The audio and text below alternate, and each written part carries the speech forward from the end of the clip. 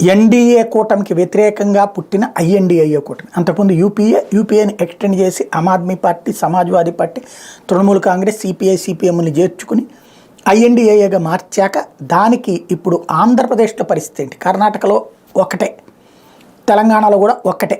అందులో కూటమిలో తెలంగాణలో కమ్యూనిస్టులు, ఈవెన్ కర్ణాటకలో కూడా కమ్యూనిస్టులు వాళ్ళ వరకే. ఆంధ్రప్రదేశ్లో ఏంటి దాని పరిస్థితి? చంద్రబాబు నాయుడు చేరతారా? చంద్రబాబు నాయుడు భారతీయ జనతా పార్టీతో కలిసి వెళ్ళేటటువంటి ప్రయత్నం చేస్తున్నారు. దాదాపు ఫైనలైజ్ అయిందంటున్నారు, కానీ చర్చలు అయితే జరగలేదు. కానీ ఫైనలైజ్ అయ్యే అవకాశం ఉంది. ఈవెన్ రాష్ట్ర కమిటీ కూడా పొత్తులే బెటర్ అన్నటువంటి రూట్లో అధిష్టానానికి నివేదికలు ఇచ్చిందన్నటువంటి పాయింటే చెప్తున్నారు.